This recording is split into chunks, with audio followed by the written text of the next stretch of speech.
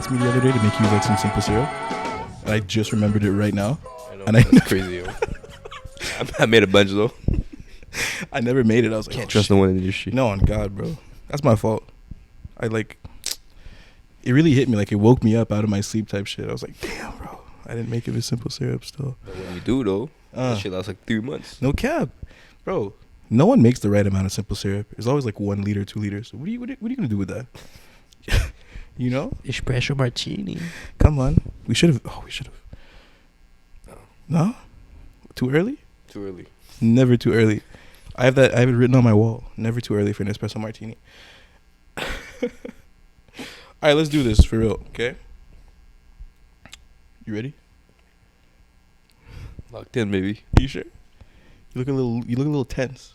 Me? Yeah. How? I don't know, bro. I see it in your. You know what I'm saying? I look tense? You look tense a little. Je t'en dis au max. You those real max? That's what we like. I like that. All right.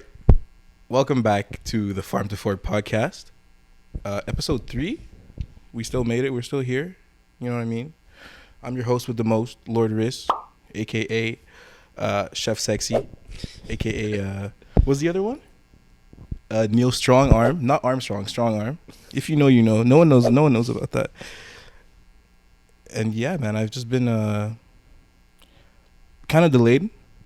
But you know what they say, you can't rush perfection. Things take time, you know what I mean? But what counts is we're here, you know what I mean? And I'm with a lovely guest. A treat. With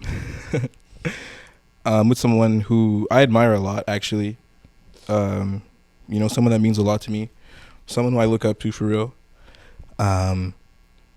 Someone I've been working with for a little while now. Do you know what I mean? We grew up in the same neighborhood. Went to the same school, all that good stuff. So, kind of felt like full circle when we started working together again. This guy, started from the bottom, literally. Like dishwashing, busboy, server, you know what I mean? All the way up to bartender, maître d'hôtel, you know what I mean? Like really made it, so that's really cool. I think it's a very relatable story, a very, you know what I mean? It's something that I think it's like the definition of just hard work, you know what I mean? So that's really why I wanted to have him on today, Mr. Tony Lee. What's up? Welcome. Thank you for being here. Thank you for having me. For sure. Beautiful Saturday afternoon. Very pretty. Very pretty outside. Apparently it's cold. Looks nice though.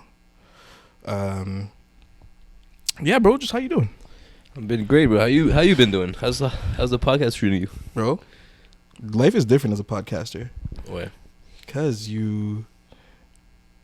it's like jumping into content creation is completely different than, going into work every day, clocking in, doing what you got to do. I mean, it's a nice passion though. It's turning into a passion though. It is, absolutely. I really didn't think I had that I had it in me, or that it's something that actually interested me. But like as I started doing it, I was like, yo, this is actually this is fire. It's crazy because you've been talking about it for years now, and Facts. it just made it happen this Facts. year. Yeah. 2024. That's the year. It's the year. Just wake up and you know what I mean. Swag. So I wanted to talk to you about before we get into work and bartending and all that stuff. I want to bring it back. Growing up in DG, how was that like for you? How did it shape your life? Tell me about it. I got one word for it. Tell me. NDG, home. Yeah. No, but honestly, at NDG, it builds character. Mm-hmm. High school. We went to the same high school. Of course. Rough times. People Same fight. Nick? People have different career path. It's For not sure. all doctors, you know? No, for sure. But yeah, I feel like growing up there like built me as a Mhm. person, so I'm strong like mentally. Mm-hmm. And I feel like it helped me in the industry as well. So, yeah. Nice. That's what I'm saying. It's like, bro, I live in the plateau now, but I got DG in my heart, for life. It's 2 different areas. It's completely 2 different areas. Yeah. And it's funny, too, because when I lived in DG, I always said I was never going to go move in the plateau. Same. It was not my vibe, that Same. I couldn't do it. And, here we are. uh, it feels like home, but still, it's not the same. Yeah. It's not the same. There's a little kick to it. Exactly, a little spice, Yeah. So, what was like your main hangout spots, like the main activities you do in DJ? I was a sporty, so I was always at the park Mm-hmm. playing basketball, getting trash talked. If you go there, if you like I said, if you're not ready for like going to the court and play basketball, you're not from NEG. They roast your family, they roast everything. So come on, man. They really do. No, yeah, I was at the park. I was a skater too, so Mm-hmm. I used to hang out with a lot of friends. Benny? And just Benny. Yeah. Benny Park. I'm mostly just doing sports, honestly. Okay. I was very innocent back in the days. Very innocent back in the days. Yeah. Damn. We'll get to it afterwards. Yeah, we get into that. Yeah. Okay, dope. So, your first job. What was your first job actually, and do you think or how did it prepare you for what you do now? My first job, I worked at Reno Depot. Mm-hmm. I was cutting wood, and I think the main thing that I learned from that it's service à la clientèle. So Mhm. pardon me, and I feel like it helped me along with clients a lot, and yeah, but it was a tough job. I was 15, 16. Mm-hmm. I had to wake up at 5 o'clock in the morning. But all my friends were chilling late at night. So Yeah. but it's my first job. Everybody has that first job that shapes course. you in it. You started. You were in school. I was in school, yeah. Okay. I had to pay my braces for 5 years. You had braces? Yeah, for 5 years. Damn. 5 years. It was 8,000 back then. Yeah, That's man. crazy. That's expensive as Yeah. fuck. I'm glad I never had to wear braces. I always wanted to though. I really thought they were aesthetically pleasing. There was Invisalign right now or like the no, just old, like the old braces. Oh hell no. I would see all those those TV shows and cartoons. The person wearing braces is automatically the nerd. They get bullied, whatever. And I thought it was so nice. No, I thought it was so nice. Then I realized how expensive it was too. And I'm like, yeah, this fuck's got money. It was for me. It was 8,000. I smiled once from Sec 1 to Sec 5. No because I didn't want way. to people see that I had braces. Damn. Yeah.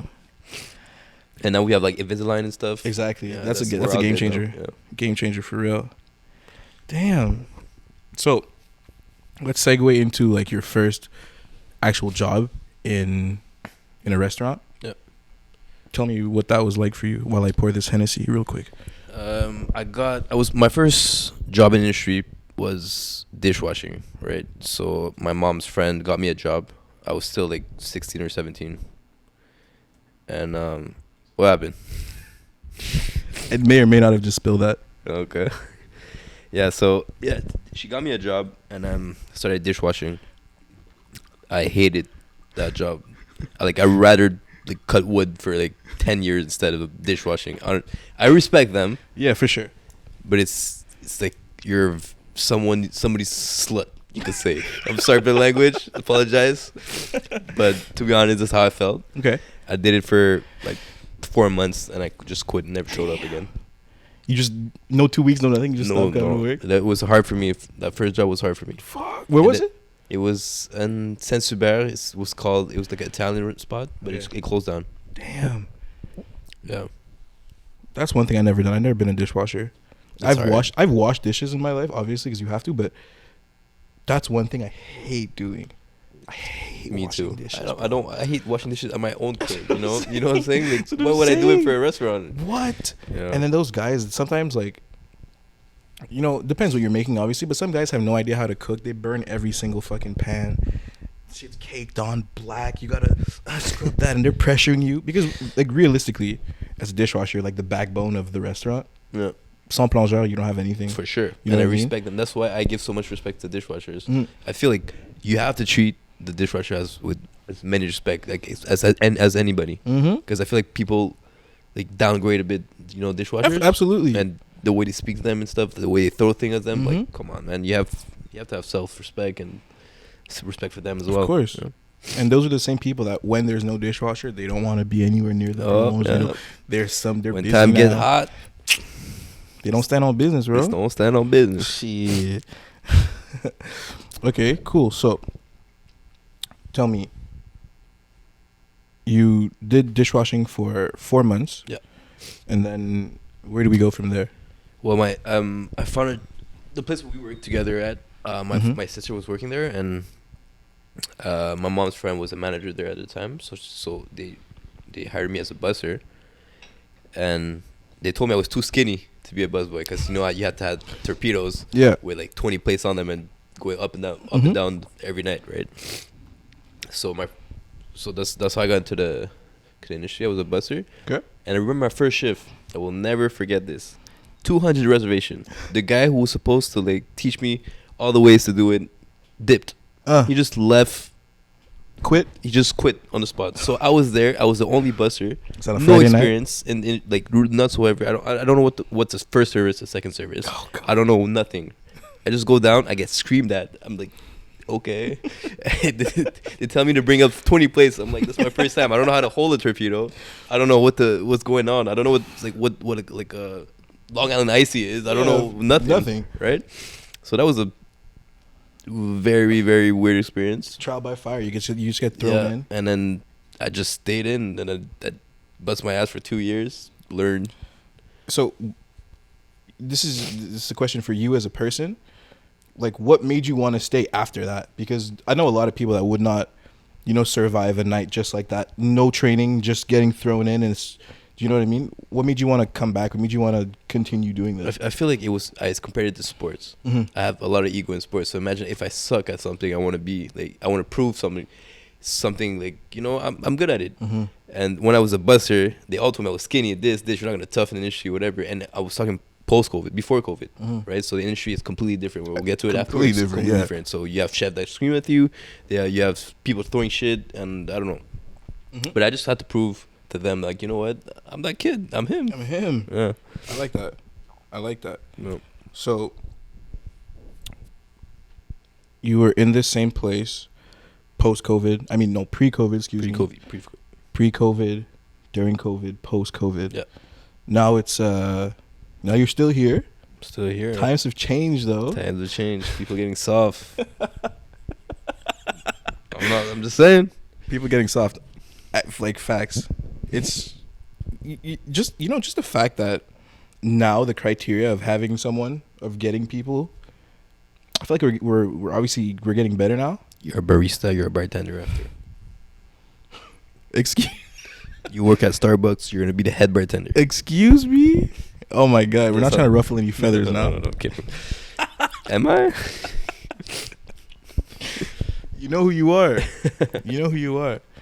It's crazy. It's crazy how times have changed, because I remember personally throwing out a pile of CVs this thick. Do you know what I mean? Yeah. Of like good CVs too. Like, people that have proper experience, but you know what I mean? Oh, there was a 4-month break here. We can't really explain it. Ciao. Do you know what I mean? No. You haven't been working this amount of time. Gone. Now it's like you got arms, you got legs. Like, welcome to the team. Yeah. It's crazy. Yeah, it's crazy. How do you seeing this? Like, how do you work around this? Because you're an OG right now. You know what I mean? What do you think about this? How do you work around this? It's very tough because, like I said, we're in different complete era. I feel like I said, people are soft, so you have to be careful how you say things now. How, like, before I used to, like I said, you took a plate without a rag and you get burned or something. You're getting, the chef is screaming at you like you're his fucking dog or something, you know. And right now, if you tell somebody like, "Oh, can you run your drinks?" Oh my God, he gave me so much attitude. So you have to change all the ways to say how to talk to your coworkers. That's mad. Yeah, it's different eras. Do you think one's better than the other? Personally, I feel like the roughness of the industry builds a lot of character in the people, and I feel like it helped me a lot through my day-to-day life. Yeah, it's just I rather that than be more like people sensitive. That was actually my next question. It was gonna be, do you think the industry has changed you for like better or for worse? I feel like better. Yeah, for sure. Yeah. And in what way? Like, and I could say that the way I act, I was a shy person before, very, very shy. So as a I didn't want to speak to. If I didn't know you, I would not talk to you. But Yeah. right now, you have clients to handle. You have this to handle. I was a bartender. I'm a bartender, so I was a med hotel, so I have to every problem I had to Of course. to speak to clients. It helped me, become course. another person for the better. I feel like not self-reserve. Yeah. I'm You're open. I'm you're, open. You're talking. Yeah. So, tell me, like your first shift as a bartender, right? Yeah. I was so stressed. Did you still have that? 'Cause I feel like that shy guy in you kind of is always there, no matter what. You know what I mean? How was it for you? My first shift. Your first shift as a bartender. I was fighting for a spot at bartending, so I was doing lunches at first. Okay. And before, like I said, before COVID, it was rough to have your position. Everybody had a set, a placement in the industry. Of course. One day somebody called sick and they had no bartenders, so I just I was not a good bartender yet, so I was still looking at recipes on my phone or doing this and that, and they just put me at a shift at night. And I remember it was 150 reservation. I was struggling. I had so many bills. You had to talk to clients. I was like, oh my god, this is a different ball game. No bar back. No bar back, which is a different ball game as well. You have to polish some glasses. It was something. That's crazy. But I managed to go through it. I'm like, you know what? Oh, I love it. It's a little passion for me now. Awesome. Yeah. So how long how long have you been doing this officially bartending? It's gonna be 4 years and a half now. Almost 5. Damn. Yeah. Okay. And my next question for you is, I think I know, but what does it take to make a good bartender? You know what I mean? I feel like there's a triangle of, having good drinks, good knowledge, you know what I mean? A good personality and good speed. Those three. Yeah, I feel like you should have a balance of all the three. Yeah, for sure. You need to have that. But it depends on which bartending too, because bartending is so big. You have mixologists, you have bartending, you have club bartending, so it's different type of bartending, right? And we work in a restaurant, which is, I feel like it's the middle of all of them. Yeah. You have to make good drinks. You have to have a great personality, so you have to entertain your clients. Of course. And you're still rolling for the whole restaurant. Absolutely. So you have to do all the drinks for everyone. So I feel like a good bartender is to mix all of them and have a nice pace to it. Yeah. Have your own character, for sure. personality, and you're like a little machine too. You have to get everything rolling. So, but this is the thing now, right? Because I know some bartenders personally that those things that I just told you, I don't think they have all of those. Yeah. But it still works. You still manage to, do you know what I mean? You might not be the fastest person ever, you know what I mean? But the people that are at your bar, they're entertained, you know what I mean? When they finally get their drinks, it's actually good, but it's taking a long fucking time. Or, you got guys that bust out the drink really fast and they're still cool with the people, but you get the drink and it's like...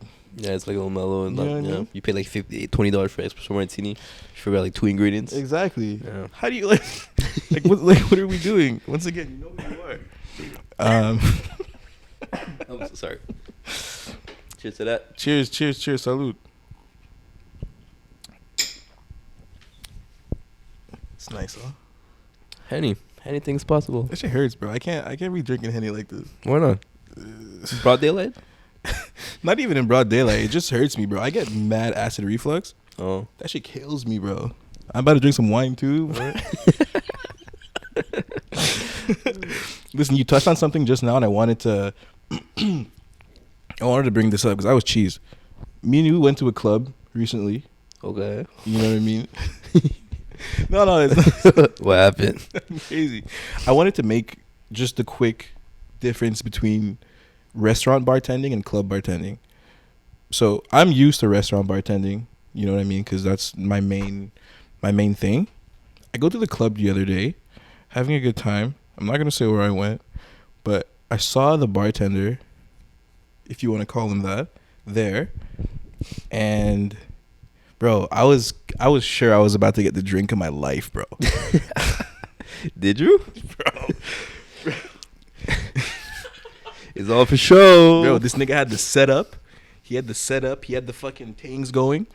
He has the shake, bro. The shake was crazy. I remember now. You know, this man shook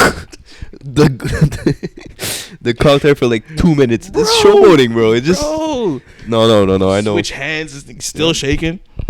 I get that. Hello? Hello? Hello? No. You don't hear me? I can hear you. Can you hear me? No. The fuck? Technical difficulties. Dun, dun.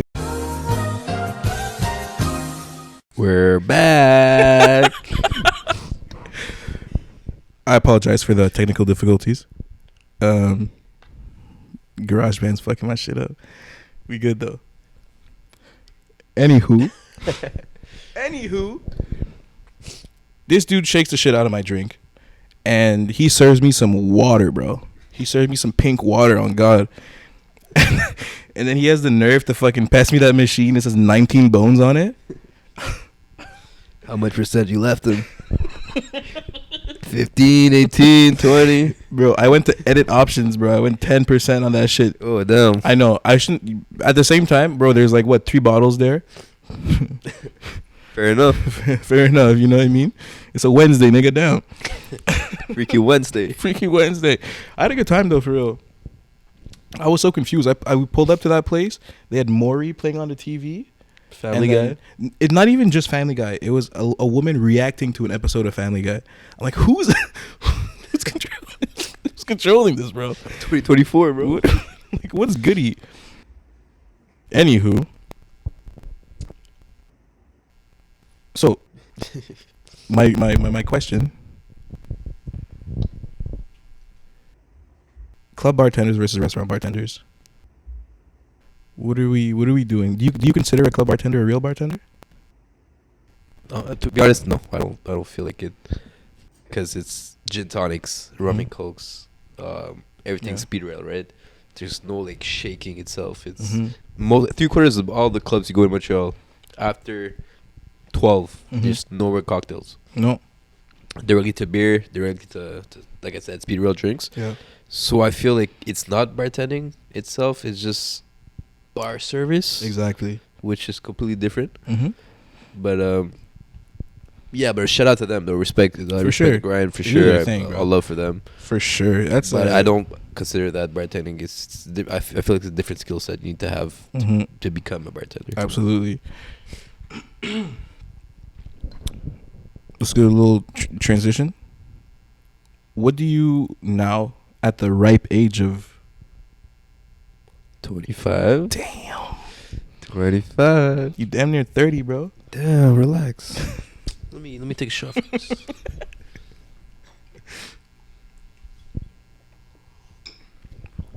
What do you do for fun at the ripe age of 25? What do I do for fun? What do you do now for fun? Freaky. No, I'm playing. Especially due to you know, working the hours you do working on the busy nights, the busy days. When do you have time for yourself, and what do you like to do? I feel like I'm at the age right now. It's before I used to go like wanted to go out every single night, clubbing, whatever. But I feel like getting older, I've seen my family more often. Sorry, I have allergies, so. What are you allergic to? To you, damn. Fake hoes. No, but yeah.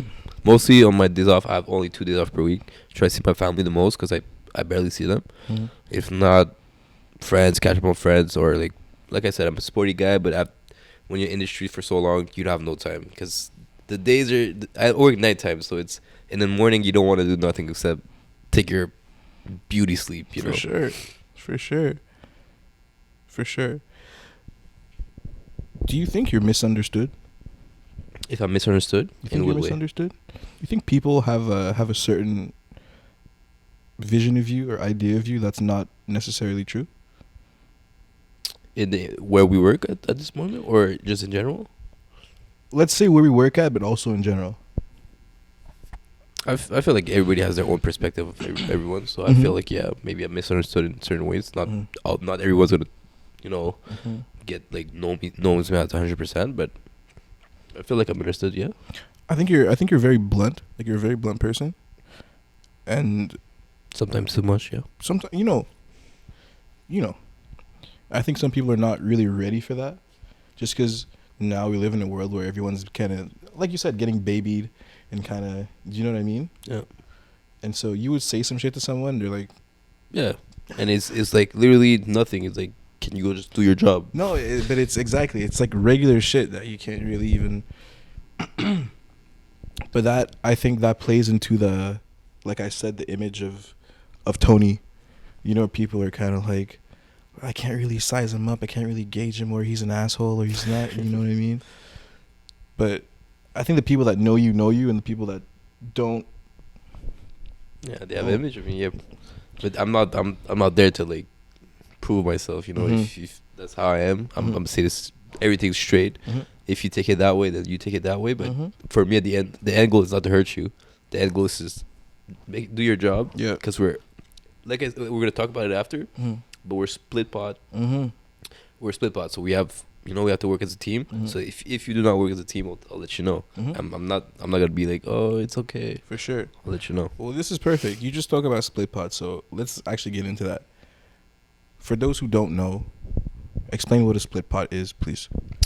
Split pot is when you have tips at the end of the night.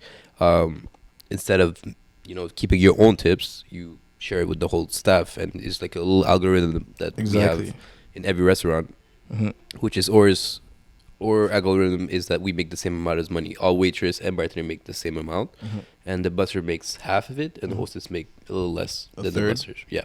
Okay. So I feel like if you're in split pot, you have to bust your ass off. For sure. I feel like a lot of times actually, I feel like I work like 3 times as much or more than some people that I work with, and just it's at the end of the night it pisses you off because you could have more money for yourself, but you have to share with everybody else. Of course, because your money is directly affected by the other person's work, the way they do their stuff. Exactly. So imagine I've been busting a table for like 3 hours, and they left me like 35% of tip, right? Yeah. Which is amazing. Which I'm like, okay, wow, thank you so much. And then you have the opposite. You have a waitress or a waiter that brings $3 and a $400 bill, Yeah. But I still have to share my tips with them. So that brings down the average. But split pot, I love split pot because if you have a strong team, and I believe we have a strong team. Yes. It's amazing. Everybody's making go up. Everybody's making money. We're having fun. Everybody helps each other, which is the most important thing. Everybody helps each other, and that's how. Do you think that's the way to go? Split pot versus no pot? Yeah, I feel like I said, it's team bonding. It's more like a family than just like work. You feel like you come out of work and you work as a team. For sure. We're the fucking Avengers, man. Yeah. No cap. Sometimes I see the lineup sometimes. Or back in the day as well, I see the lineup and I was like, fuck. Yeah. Bro. It's crazy. And it pumps you up too, you know what I mean? It pumps you up to seeing that this guy's making this amount. I'm going to go and try to better myself. And do you know what I mean? I've worked in some restaurants that were not split pot. And... You were fighting? Bro, sabotage, bro. Yeah. Like dead ass. And for the littlest things, you know what I mean? There were servers, there were also runners, but the runners had a very less of a job as they do where we work now. Yeah. So the servers were the ones running their food as well. And they would come to the back. If there's something missing and they see it on the pass, bro, that shit's mine. They take it. No remorse, no nothing. And then the person whose food it actually was, they come back, where's my food? Nah. Whole shit, literally sabotage, bro. And bro, it's not the way. It's not the way. It's not fun to work at. It's not fun to work in. Yeah, I understand that when you go to work, it's for money, right? But if you can do it and have fun with it with your team, why not? You're there for so fucking long. Might as well enjoy the people you work with, and might as well make money together. You know what I mean? For sure. You can't be greedy with your coworkers. You know what I mean? No, for sure. It's brazy. My next question is sticking in the tip realm. Whoa. Whoa, we got a no Diddy on that. No Diddy time. That's brazy. No Diddy time. Yeah, still no Diddy. I was about to say shout out Diddy, but no, that's crazy. Nah, fuck it. Nah, apologize again. Hopefully not canceled. Bro, yo, Diddy's in Miami partying right now, you know. Is he? Yes. He's partying? He's partying in Miami. Partying. Partying. After all the allegations. Yeah, shout out to him, bro. Shout out to him, bro. Yo, that's a gangster right there, bro. You got raided and still partying? Like LeBron said, it's not a party, it's no Diddy party. Oh, man, shout out to him. Bro, he beat the allegations. He beat the allegations. He didn't beat shit, but this nigga's going to jail for a long time. I know. It's I know damn well. It's going to happen. That's neither here nor there. That's some crazy news. What I was going to say is, what are your thoughts? Okay. What are your thoughts about sharing tips with the back of the house? This is a good one. This gets the feathers ruffled. I want to hear, because I got some shit to say. I'll throw back the question. As a chef, how do you think about that? I feel probably like you guys deserve to have a little tip. That's what you think. I think. Pause. Pause. Come on. Huh? I definitely think that the kitchen deserves a tip, no matter what, no matter where you're working at. Do you know what I mean? Like, if your kitchen team is fucking shit, then maybe no. But at the same time, if your kitchen team is shit, there's probably a reason that they're shit. You know what I mean? It's probably because they're not being compensated properly, or because, you know, the environment's not right. Yeah. And all of this comes down to money, for sure. I think working in a place, especially like a place where we work, and not making tips is, I'd say, like a little disrespectful. Do you know what I mean? Because a restaurant is the food is a very, very important part. Do you know what I mean? For sure. Without any food, there's no restaurant. You know what I mean? And I think people don't fully grasp that idea that if there's no food, you guys are not selling anything. You're just going to be a bar. And then we're in a whole nother realm, you know what I mean? Yeah. You can argue that without a waiter that the food doesn't get ran or the clients are not happy, but I've been to many restaurants where there's no waiters, chefs running the food, and it works very well. You know what I mean? So I think it's a little unfair for sure. I don't believe so.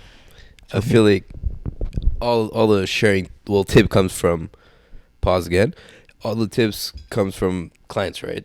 So I feel like it's, as a waiter, as a bartender, your job is not only to sell, it's to entertain a client, which that's the aspect of the tip, right? So you have to pause. you have to work around it to please them, right? So everything wait a minute. Well, you have I didn't say a word. You have to please them. Oh my God. Let me rephrase that. All right. So literally, I feel like it's a circus. And yes, without food, for sure, it's not the same thing. For sure. But I feel like our job is very to entertain the clients. Mm-hmm. And if you don't do that, you have no tips, mm-hmm. right? And I feel like it's two different aspects. Your boss needs to pay you more as a cook, and we get our own tips. Mm-hmm. I don't know if you understand. Mm-hmm. I feel like it's not, or we can't lose our money because we get paid less than you guys. Yes. by hourly. Yes. But however, we can make a lot of money depending on the tip we get, for sure. A lot of money. And it still comes from me as an entertainer. Of course. And I feel like it's a career path. Like, if you're a chef, you could be a waiter. If you're a chef, you could be a bartender. If you're a chef, that's the career path you guys are choosing, and that's how I feel like how it is. Brother, do you think no matter how much entertaining you do in a night, okay, you're laughing it up at your table, you're telling jokes, you're sending drinks, you're sending shots, do you think that if I send you shit food, cold food that takes an hour and a half, that you're gonna get tipped? No. You can't like you can't recover that. You can recover a little mistake. Yeah. Do you know what I mean? But at the same time, it's like if we don't care about what we do or put the, you know what I mean, put that love in there, that passion in there, y'all are not getting shit. Yeah, but I feel like it's where you want to work at. There's some restaurants like chef doesn't give a fuck and whatever, or waiter doesn't give a fuck. However, I feel like if you have a nice salary and you get paid well, for sure you have to do your job and the food is coming out. But I don't feel like tip should be included in that because it's two different. It's still the same industry, but it's two different jobs. I don't know if you understand. I see what you're saying. Tell me how this wine tastes.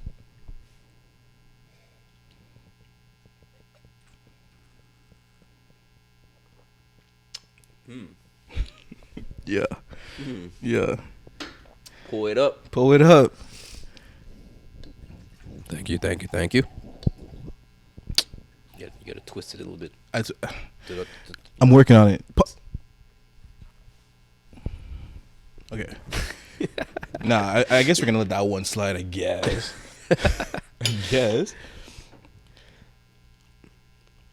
All I'm saying, 2024, tip your cooks, guys, because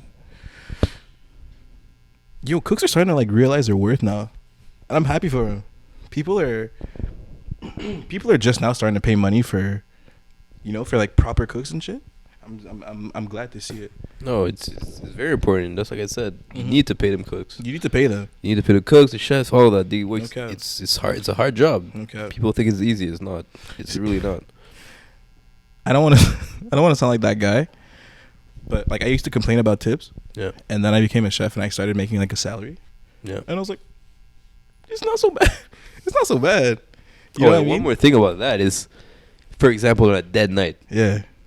You guys are still making the same amount of money that you make like as usual, right? Facts. Per usual. Mm-hmm. For us, for example, if it's a dead night, you're making no money. Mm-hmm. Not a single cent. Facts. So that's how it works too. It's two different things. That's how I feel. That's true. That's true. It is it's like a seasonal thing, right? Because you can even argue for like the entire winter time that you could not make a lot of money. You know what I mean? It's a gamble. Facts. Yeah. Still though, you know what I'm saying? Still. First of all, hold on. Let's cheers on this beautiful Vouvray. Cheers to you. To you. It's for us. For us. It's for her. Beautiful. What are some of the best bars in Montreal? Cocktail bar? Or just bars? Bars. No, I'll include all that. I feel like Milky Way is up there for sure. I've never been to Milky Way. I want to go. Shout out to, I don't know who works there, long hair dude, Arabic, or maybe Hispanic. I don't know. Shout out to you, bro. Yeah. You did me an old chocolate, old fashioned. Shout out to you. Yeah, that's crazy. Is Milky Way the one where you they like ask you how you're feeling and they make you a cocktail? No, that's Tittle Tattle. Okay. That's great mixologist bar. Absolutely. Yeah. Absolutely. See, this is a whole new ball game. Like I said, that's not bartending. This is mixologist, so it's not in my domain at all. So, shout out to them for real. You guys are scientists. Tittle Tattle is crazy. I went to Tittle Tattle. I just happened to like stumble upon the place. What did you take? I told you the story about this night. It's the night that we went. I forgot the occasion. I think it was Montreal en Lumière. Okay. And it had been like super busy, so there was like nothing left. Oh yeah, you told me. You know Yeah. what I mean? So I forgot his name, but the mixologist like hooked us up with these just crazy cocktails that he kind of like invented on the spot. Clarified this, fat washed that, fucking Oreo, crazy. I could never, honestly. You don't see yourself like becoming mixologist? Yeah. I feel I don't have that creativity. Okay. Maybe it will come, but I feel like it's a lot of knowledge. Okay. It's you have to know your shit. Absolutely. You have to know your shit. Absolutely. Like can I drink a clarified espresso martini? What is that? I'm drinking water? What is that? But it tastes like espresso martini. How'd that work? How'd that work? No, No, shout out to them for real. Oh God, Till Title, doing your thing. At the Water Color Club's probably up there too. Very I love nice that place. vibes. I love ACC. MTL was really good. Mm-hmm. Good mixologist too there. Mm-hmm. They're moving now They're moving, to a bigger place. to a bigger place. Yeah. They're moving to the same building that Nama is gonna be in, or I don't know if it's the same building or if it's very very close though. So I'm super excited for that. It's gonna be like 3 or 4 times bigger. I think that was their only problem. You know what I mean? The place was just too small. You go in there with a group of 8 people and you taking up half the shit basically. I swear, yeah. So But good for them, though. good for them. I'm really happy. It's a good business. That's gonna be I feel like Manasera is gonna be like a staple in Montreal. Do you know what I mean? Like people are gonna come for that. I just feel like it's a couple place, you know. Mm-hmm. Every time you go there, there's always couples. So. True. I had my first date there with my girlfriend. Oh, this is your first date there? First date at ACC. Damn. How was that? Yo, it was nice. She was like, it wasn't even a date. For me, that was a date, bro. Oh no. Man, like me, I dressed. Oh no. Dressed up and all that. That's cap. She's capping though. Like she knows it was a date. Who paid the bill? Huh? Who paid the bill? Dun, dun, dun. No. I for sure paid the bill, but she tried to that's what made it a date because I paid. You know what I mean? That's what I'm saying. That's what- why I asked who paid. I paid. So But she tried to do I'm gonna pay half. Wait, she did the purse thing. The purse She thing. did like took her purse. But she was and went ready the to pay bathroom? though. No, like no, That's the purse thing. You Bro. want to get through that? That's the purse thing. bro. I got a good girl. Shout out. Shout out to you. No, she actually she had like cash on her. She was like about to pay. I was like, nah. Oh, no. okay. No. She was like willing to do it. But you I know was about the purse thing though. I definitely know about the purse thing. Yo, put the purse. She takes a lipstick on or something, and she goes to the bathroom. You gotta pay, motherfucker. That's when I get up and leave. Let's You wash the dishes, motherfucker. Roll up them sleeves. No cap. That happens to you a lot. The what? The purse thing. Nah, I just pay. I don't wanna go through that. You know, Yeah. it's like negativity. You know, On I'm God, just getting though. ready to pay. You know, It's like the fact that you actually kind of do that is like just three quarters of women. you gotta just watch. One day you gotta watch her. You're like, what are you actually gonna do? You know what? Matter of fact, pay it. You know what? Pay for real. You just sit there in front of her, and just pay it. I forgot my wallet. Look how fast your mood's gonna change when you forget your wallet, gang. How fast she gonna block you too? You're gonna go straight to the group chat, bitch. Man. Okay. Let's get through this real quick. What gravitated you towards doing what you're doing now? Honestly. Like I said, I started in the industry and I had no passion whatsoever to stay in that business. I was just a little kid that it made more money than working as a normal minimum wage job. For sure. And I had this one bartender that I used to work with, William Azel. Shout out to you. Shout out to Will. He was there for 10 years. Big mogul. He influenced me a lot. I was like a semi barback. Yeah. So I was asking a lot of questions about glasses, Marie Antoinette, or like what's that drink, or what's this drink, or what's that? What do you do? Mm-hmm. And he always had like an answer for me, and I just it just grew on me afterwards. I'm like, I want to be that. I want to do that. And I made my first cocktail, and I shook my first cocktail. I was like, damn, this is fun. Like, damn, I created that. That's nothing came out of me, Yeah. So yeah, That's awesome. The passion grew, and I'm still there. Cool. That's awesome. My last question for you before we get into a little segment. Okay. What are the biggest red flags that you see in a bartender? Like, you go to a bar, you go to a restaurant, and you see this bartender's doing this, it's gonna be ass. Picking up ice with your bare hands. You know what I'm saying? Or scooping it with a glass. You know, that's a red flag. Yeah. How you pour your beer, super important. If you don't tilt that glass, that's a red flag.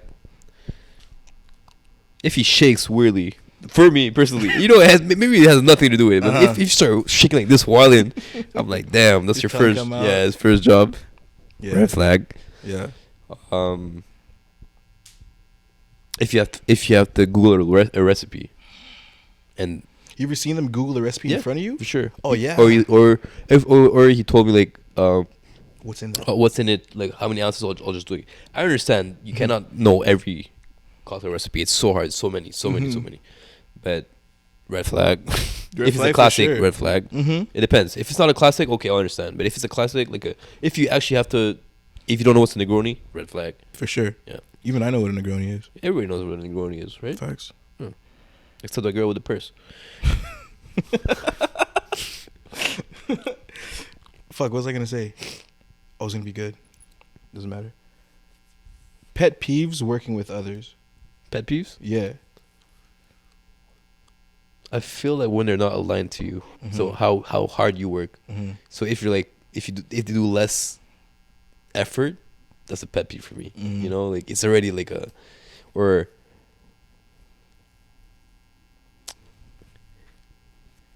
when they have attitude on something that is not your fault. It's not your fault exactly, but has to be done too. So for example, if it's like a small thing that is in your job, right, and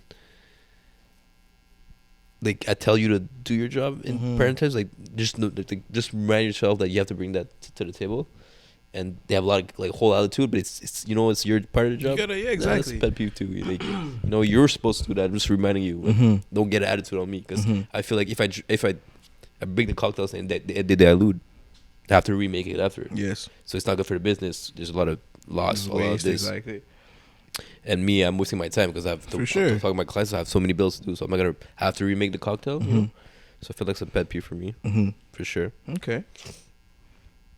Listen, I'm gonna really go back quick to something you just said. Yeah. You said the way that people pour beer, right? And it just reminded me that you have gotten this recent obsession with Guinness. Yeah, shout out to Guinness, bro. You have to sponsor me. I got y'all. What is that about? It's beauty. It's magic. It's art. It's creamy. It's passionate. Yeah. Shout out to Guinness. Pause on that though. Oh, goodness. No Diddy. It's creamy and passionate. Shout out to Guinness. Shout out to Guinness. I don't know. It's I've never been into. I feel like when you get older, you know, all your parents said. Everything, no, your friends, your uncles, your whatever. Yeah. They said, "Oh, one day you're gonna understand. One day you're gonna understand." I do understand now. You got it? I got it. What was? It's the recipes. We're not losing recipes. We're not losing no recipes here. We're getting the recipes. No, I feel like when you get older, your taste buds changes and you like old shit. I don't tell like Guinness stuff. I'm not telling that Guinness is for old people, but I mean it's an acquired taste though. Yeah, it's specific. It's very very specific taste. I used to hate that. I remember going to the movies with this guy, and went to the VIP movies to watch John Wick. Just that in itself is like a crazy statement. But this man orders like what, 2 pitchers? Was it one or 2? 2 pitchers of Guinness. 2 pitchers of Guinness. Yeah, I passed out. Bro, we both passed out. We drank those 2 pitchers of Guinness and like fell asleep during the movie. During John Wick as well. There's fucking explosions every 30 seconds. People getting shot and shit. we sleeping, bro. I remember I was knocked out. That was wild. Tilting my body to the right, you know? I was gone. That picture got to me. Shout out Guinness, though. It was like 2 p.m. It was 2 p.m. Damn. For real. That's crazy. It was a long-ass movie, too. Long-ass movie for nothing, bro. Anyway. Boom, boom. I think they're going to make it number 5. We're going to see about that. So. Can you talk more than 5? No, he doesn't need to talk, bro. There's actually one coming out soon called Monkey Man. Yeah, I heard. And it's like I think he's Indian. It's like the Indian John Wick. Yeah, I heard. Dev Patel. It's just gonna be crazy. Well, I was looking at it, I was like, this is just John Wick, but spicy. Speaking of spicy. What are you laughing for? What is that question? No, that's crazy. Speaking of spicy, real okay, we're gonna get into a little segment, right? I like to call this one Truth or Drink. All right. Right, it's the first edition. It's close. So if I don't want to answer, I drink. If you don't want to answer, you're gonna drink. But like low key, these are okay questions, to be honest. You know what I mean? So first things first, Tony. Yes. No, don't you? I think you picked that up. What's your body count?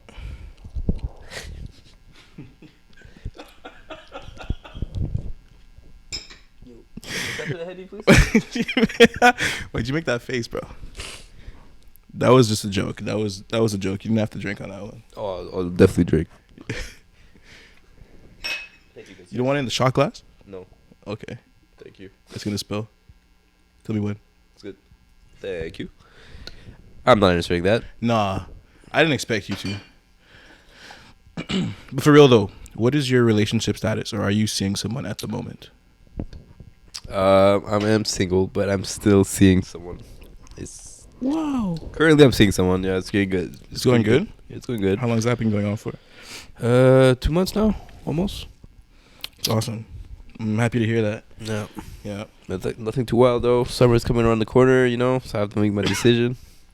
Yes, indeed. My talents to the South Beach? I don't know yet. Damn. That's great. Well, you see, I should have asked this question first, I guess, because you just told me you're seeing someone, so it's kind of crazy. Yeah. How's that crazy? It's not crazy. No, it's not really crazy. I'm just going to say it anyway. These are not even that spicy, to be honest. Who wrote these?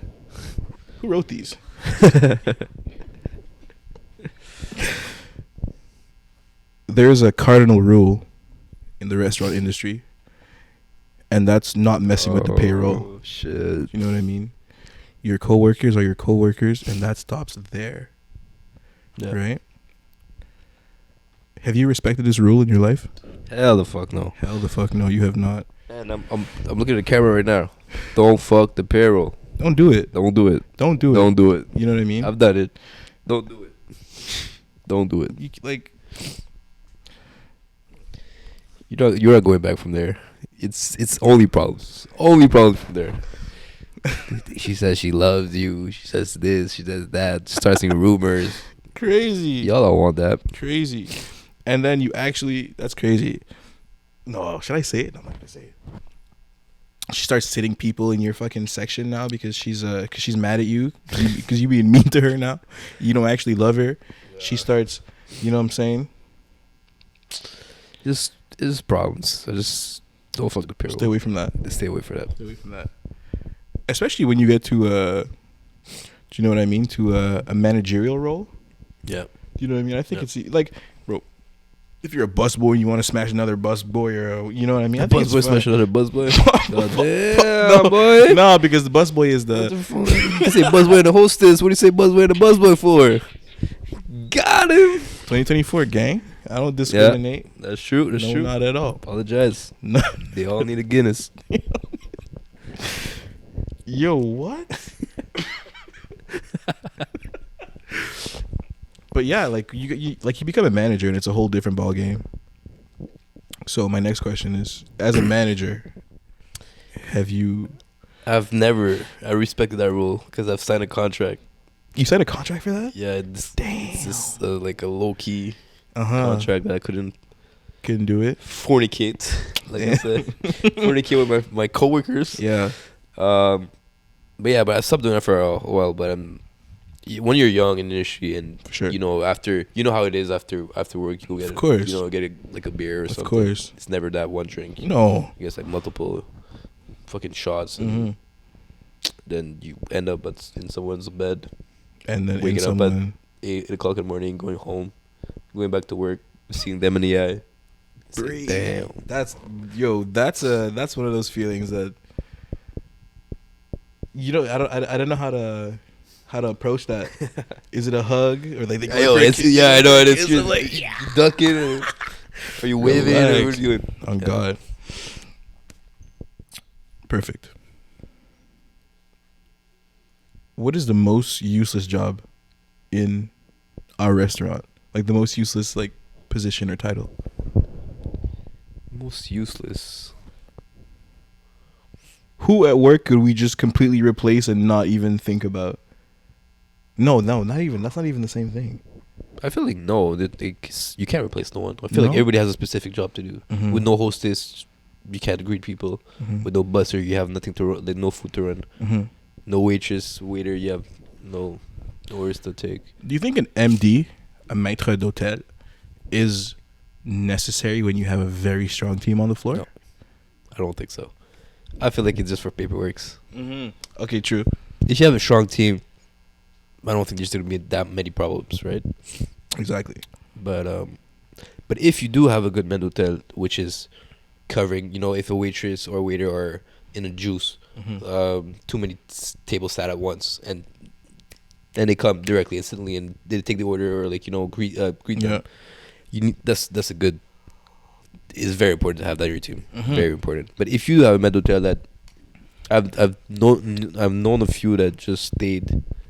They're there for just stay there as a hostess. As a hostess, yeah. So they just greet people at the door, and I feel like damn, you have so much more to do. You could try to please the clients, go talk to them, or of course help everybody that needs help. You were an MD for a little while. Yeah. What would you rate your tenure as a maître d'hôtel on a scale of 1 to 10?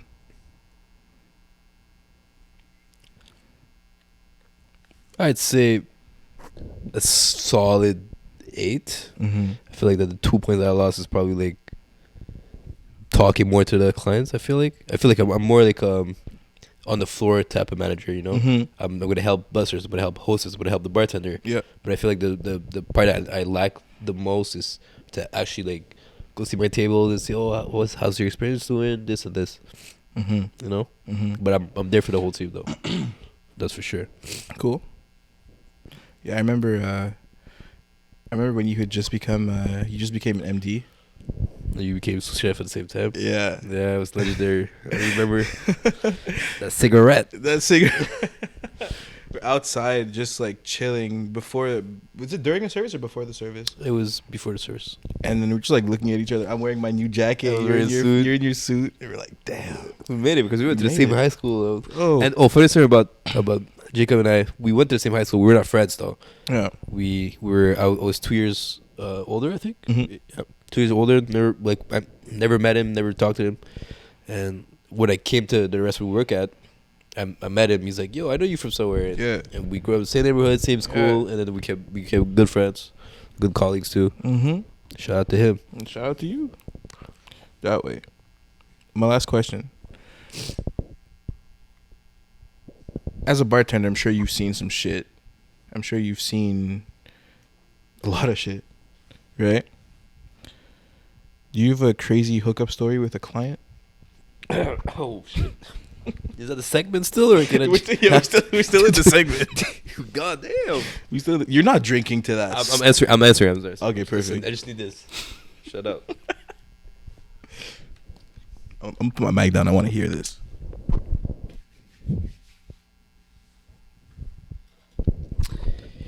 Damn, that's crazy. No, actually, no. But I have a story of what could have been, right? What could have been. I have that happened at least 10 times in my whole life. We're part of a hotel, Of course. and just old couples, they sit at the bar or whatever. They get drunk a bit, and somehow, some way, every single time, the husband asks me the fuck his wife in the hotel, right? Always the room number, whatever, and they I already got offered some money to do it, and I'm like, no, I can't do that. Wow. For me, it's what? Yeah. How much money we talking though? I don't know. He didn't say amount, but he said I could give you some money. I'm like, how much money would it take you to do that? Let's be honest here. Was she bad? Was she bad? That's what I'm saying. If she was bad, 500. 500.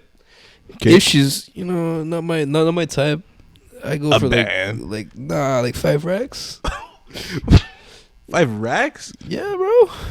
Because for me itself, I have to fuck her, right? Uh-huh. And her man's is looking at me. That's for me is uncomfortable. And he's doing shit in the corner too. He's not just looking. He's what. You know what I'm saying? But it's funny because it happens 10 times. 10 times. Yeah. Damn. Shout out to y'all though. Freaky time. For Shout out real, to bro. y'all. We don't kink shame over here. You know what I'm saying? Yeah, shout out to y'all, bro. It's Spice like- up your relationship. When you've been married to the same woman for 30 years, you got to find some ways to spice it up, type shit. You know what I mean? No, he said no. Okay, maybe not. Yeah, man. The guy needs Maybe some different not. tuna. Okay, that's crazy. That's crazy. That's crazy. I remember this beautiful woman sitting at the bar. She was older as well, and she was with her friend, and she was like chatting the shit out of me. You know what I mean? Like for real. And then we had the other manager come over, Edward, and she wanted nothing to do with him. Like she was, she found out that I was the chef of the restaurant, and she was like, oh my God, she was super into it. And then, she ended up giving me her room number and everything. She's like, yo, come see me. And she's like, beautiful boy like you, I bet you have all the girls chasing after you, whatever. I'm telling you. And I was like, yeah, my girlfriend is literally the one serving you the drinks right now. And then Emma's there like that. And she's like, she pauses for a second. And she's like, hey, you know where I'm at if you need it, whatever. And I was like, girl, what the fuck? Yeah, I know. It's It's wild, It's bro. wild, bro. It's very wild. I wonder, anyway, bro, you hit a certain age, just become bold as fuck. Yeah. You have nothing to lose. You have nothing to lose. Literally, you know what I'm saying? She's from Boston. She's coming for 2 days. Of course, she's gonna try to, you know what I'm saying? Her kid is sleeping upstairs. Don't matter. You just did a quick 12 minutes. You're out of there. Oh God, bro. Oh God. If it's crazy, it's like 8. Yeah, probably like 6. Yo, I'm not gonna get into that one. Actually, this is for next time. I'm gonna say this off air because this is a little crazy.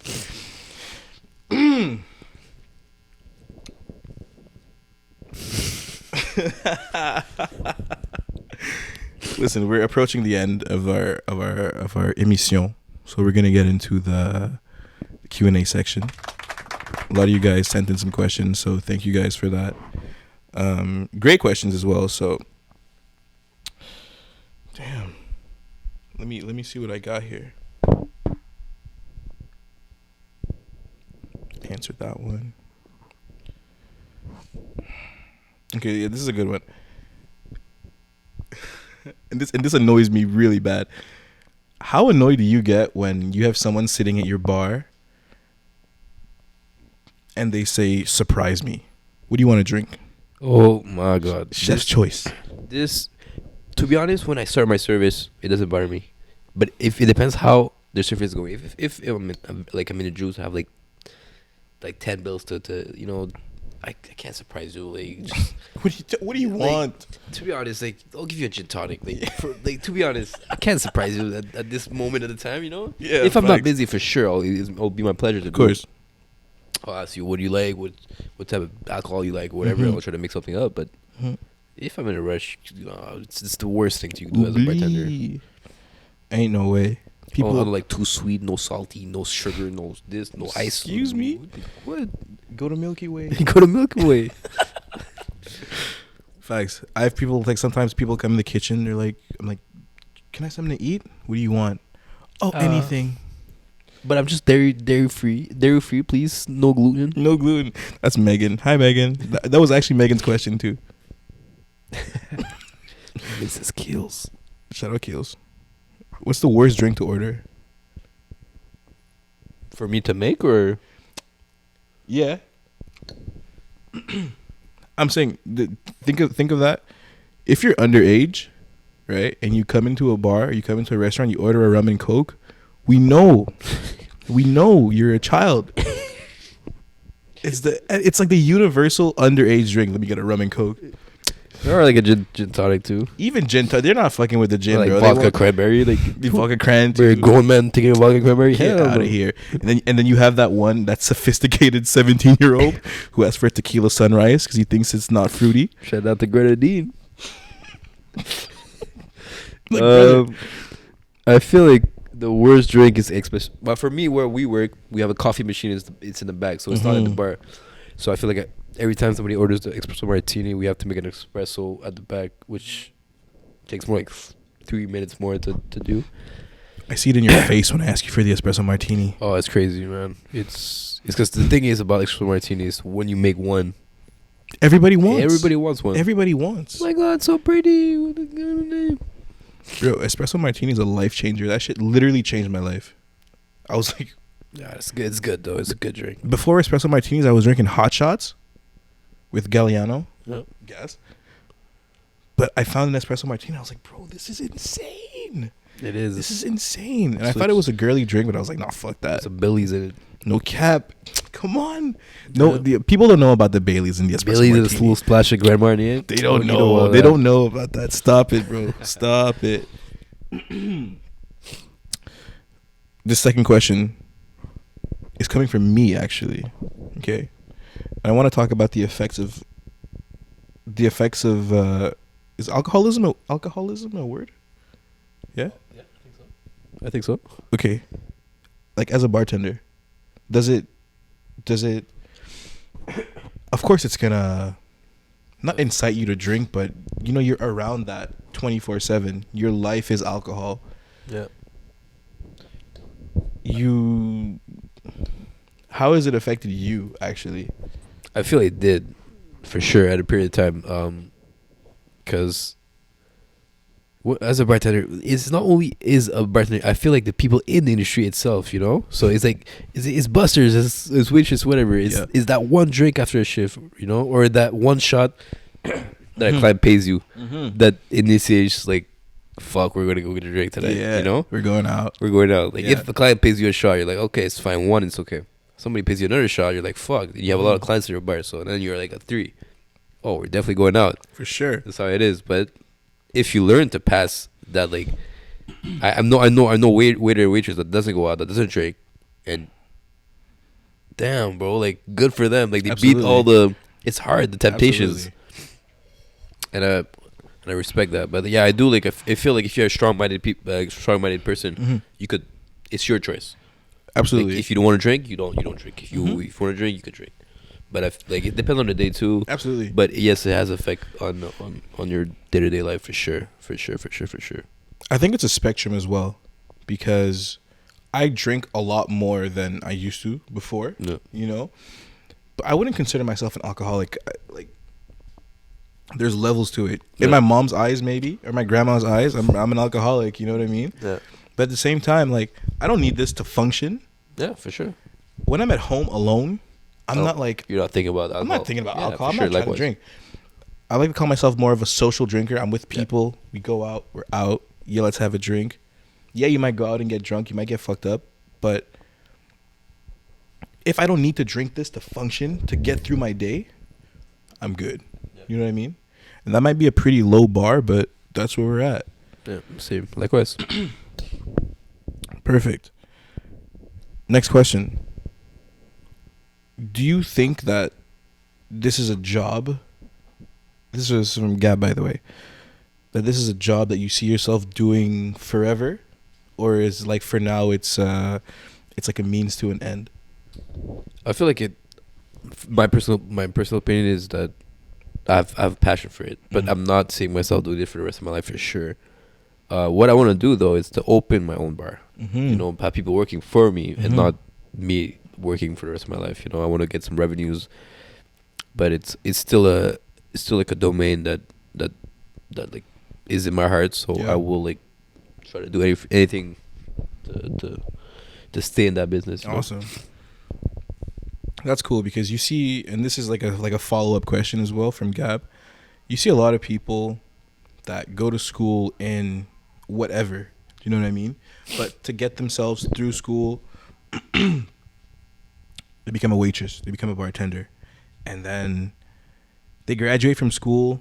There's no real work out there for them, so they just kind of stay as a bartender. Do you know what I mean? Because you're making so much money. You're making a lot of money. You're making, you know what I mean? You get to, your schedule is cool. You're hanging out with people, and it's like hard to transition to, like, when do you transition and say, okay, I'm gonna stop bartending and go do my big boy job or my big girl job? Like, do you think it's hard for a lot of people to do that? For sure, but I feel like it's I feel like the industry is not well perceived too, and I feel like if you're working in a restaurant, you're like, oh, okay, you're like it's like you're not a real like not a real human, but like you're not you're not a doctor, you're not a lawyer, you're not this. So it's just it was not well perceived for in like a lot of people's eyes. But I feel like in the industry you could make so much money. I know like people that makes more than a doctor. I know people that makes more than, I don't know, like it's good money. It's just like it's not well perceived. So yeah, for sure. I've seen some insane points at the restaurant. The point is like the cumulated total that you make as a server, as a bartender per night, which varies every night. Let's say you got a point that's at 60, making $60 an hour, plus your base salary, which goes to 70 something bucks an hour.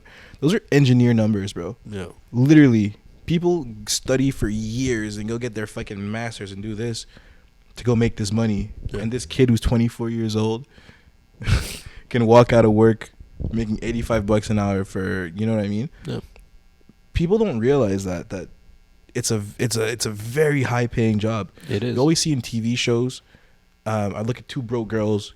That's the one that comes to my mind of the stereotypical waitress that has no money, who wants to go be a fucking singer, who's super poor. But like, that's not it, bro. No. Like, being a server, you can live your life being a server. And for be sure. Cool. I've seen a lot of high fancy restaurants in Montreal, like Milos, for example. They make you think the waiters not making 6 figures per year? For sure they are. For sure they are. Of course they are. Just it's, like I said, it's not well perceived. And if you're the thing is, if you're in the industry, you have to like not go out as much. You have to save your money. You have to like it comes with the whole lifestyle. So that I know that people judge that, and I understand that because I'm in that. I feel that. So, but if you do work in the industry and you don't go out, you save your money. You have your own life. You I don't know. You have the company on the side. You're good. You're good in life. Absolutely. You know? I have another question here. This is for me, and I've been trying to like find a way to approach this question without once again ruffling feathers, and I cannot find the proper words for it. Okay, but at what age is it like not acceptable to be a busboy anymore? Oh my god. I know. I feel like there's no age, but I feel like it's kind of weird to see like a 35-year man busboy. So, are you a bus man at this point? You know what I mean? Evolved. Like, that's evolved. He's a fucking Pokemon. So, I don't really know what we're doing. Well, I don't know. For me personally, it's like money is money. Of course, you do. I will not judge you for it. Just do your thing. Like if you're a bus boy at 35, I don't give a single fuck. You know, making money, you do your thing. So, but it's a little bit weird. It's a little bit yeah. But like you flip it around, right? You go to a bar, you're trying to meet people, or you're 38 years of age. You're out and about trying to pick up girls. Oh, what do you do for a living? That girl is a fucking dental engineer. She does this, he does that. What do you do? I'm a busboy. It's kind of weird, but it's kind of wild. It's kind of wild, but I feel like it's okay. It's okay. Yeah, I don't judge. I don't mind their jobs. I know busboys that make more money than for sure. You know what I'm saying? So it's cool. Shout out to all the busboys out there for real. Yeah. Next question. Do you think you have a signature cocktail? That I created my own? Not necessarily created your own, but one that you've mastered or one that you... Old fashioned. Old fashioned? Yeah, I could do it with my eyes closed. Yeah? Yeah, that's my drink. That's my personal favorite drink. So okay. I feel like I could make a very good old fashioned. Yeah. The right amount of dose. I recently kind of like fell in love with old fashions. They're great. And also if you're on a budget, you're fucked up. Yeah, if you get 3 old fashioned per night, you're good. You're good. Yo, you're good. Yo, even if like you don't want to drink that one night, you're like, okay, I'm gonna get one drink. I get an old fashioned. I leave and I'm like, I'm fine. Yeah, old fashioned Good. Negroni, all that. Yeah. Just alcohol. Just alcohol. Yeah. I'm Old gonna fashioned, ask not you- too sweet though. Exactly, bro. Negronis, honestly, and you judge me because I drink spagliato, which is a Negroni minus the gin, and then you're topping it off with prosecco. It's not as sweet, has a little bit of carbonation because I feel like a Negroni misses carbonation. Yeah, it's too bitter. It's just not as sweet. I go to the bar and I get 2 Negronis and my mouth is sticky and it's fucking, the Campari is really acting up. Yeah. I can't do more than 1 Negroni for real. Yeah, me too. Negroni used to be my favorite drink when I started like evolving as an adult. Yeah. But nah, man, I can't no more. It's too bitter. It's it's not for me. Old fashioned is the way to go. I'm more like a whiskey guy now. Yo, Whiskey, Scotch, yeah.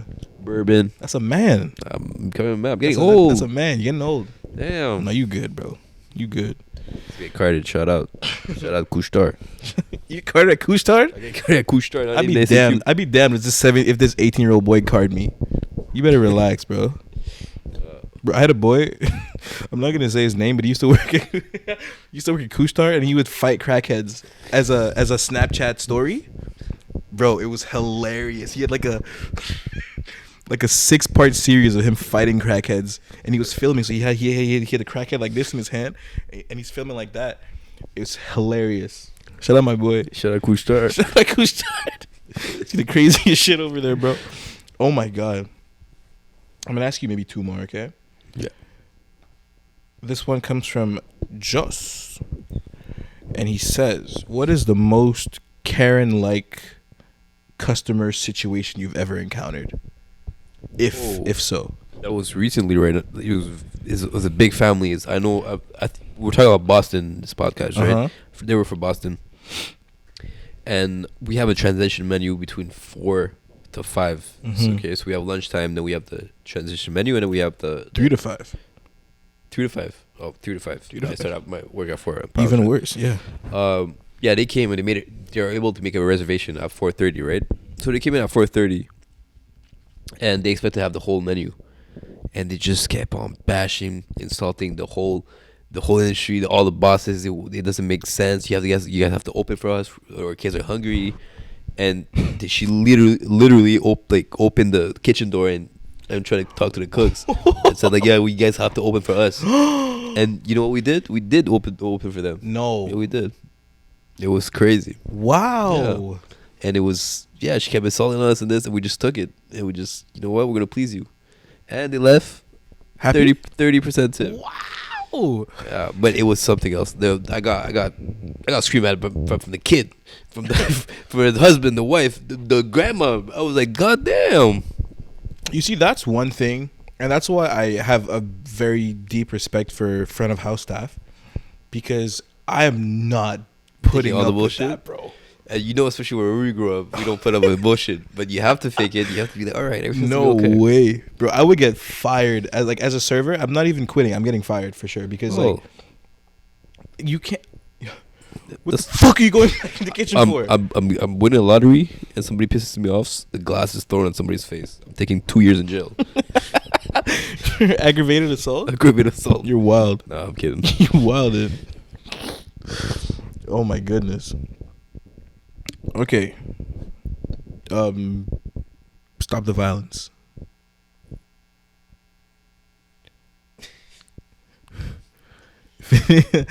Felix Melo, shout out my boy. Much love to Felix. Asks, I don't even know if I'm allowed to say this on air. Let's do it. It's not even a bad question. It's just because, like, I know you got NDAs signed, you got contracts signed and shit, so you can't really speak on that too much. What's your next move? I don't know yet. To be honest, I can't answer that. Shout out Milo. I know you want my spot. Boy. No, I don't know yet. I have no plans for it. I go with the flow, and I have a lot of options, but Yeah. I'm not gonna answer that for now. So you've been in the same place how long right now? 8 years though. That's a long time. Long time. -2 with COVID, so I'd say 6. Do you think, like, do you plan on making a move soon, or do you think it's, like, what do you think about working in the same place for 8 years? I feel I want to experience a lot of like new things, but it's hard. At the same time, you're comfortable. You know, I come out working PJs. I know everybody. It's like I get my own shifts. I get this and that. So I have just a lot of things that I could have. That I have, but if I switch jobs, it's just it's For sure, you got to start from, not necessarily starting from the bottom, but kind of yes. Yeah. You know what I mean? Same. That's me. Like me, what I'm feeling right now, going into a new restaurant and everything. Still not starting from the bottom. I'm not a fucking, you know what I mean? I'm not a dishwasher or whatever. But it's a hard jump though. It's any jump is a hard jump. Yeah, for sure. You know But what I mean? For now I don't have the guts for it. But for sure, eventually I will. I will. But right now I'm good at where I'm at. To be honest, Bless. grateful. Good for you. Happy for you. And I'll ask you one more question now. Yeah. Wait, actually, do you consider your current line of work, what you do, healthy? You think it's like, you think you live a healthy lifestyle because of your work? Oh, I told you that already. We talked about that. The alcohol that comes in, the little drink after work. No, it's hard. It's But if you're not abusing it, right? You can, you can claim, you can say like balance is healthy. You're not getting True. completely sloshed every single day, right? True, but it's more. There's a lot of fun.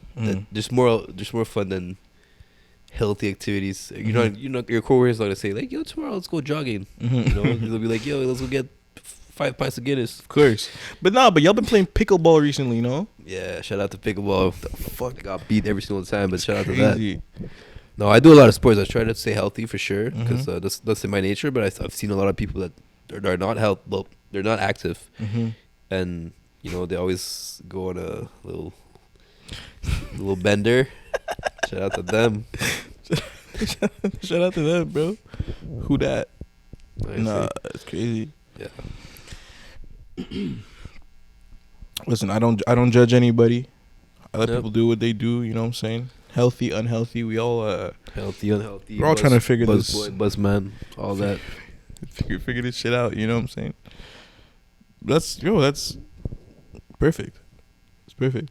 Do you have any final words, final thoughts, any shout outs? I want to shout out all the people in the industry for real. It's, like I said, it's not. People think it's an easy job because it's good paying money, but no, it's not. And you have to go every day. You have to go through hard clients, hard rush, hard this, weather. It's cold. It's hot in the kitchen. Everything. So, shout out to the cook. Shout out to the waiter. Shout out to the busters. Shout out to the hostess. Shout out to the managers. Shout out to the directors. Shout out to all y'all. And shout out to the industry itself. Good people. I like that. Very wise words. Listen, I think there's only one thing left to actually ask. Go. Okay. Bro, $65 million. I'm sucking it. I'm sucking it. For sure. I'm sucking it. Beautiful. Thank you guys for tuning in to another episode of the Farm to Fork podcast. I'll see you guys soon. Much love.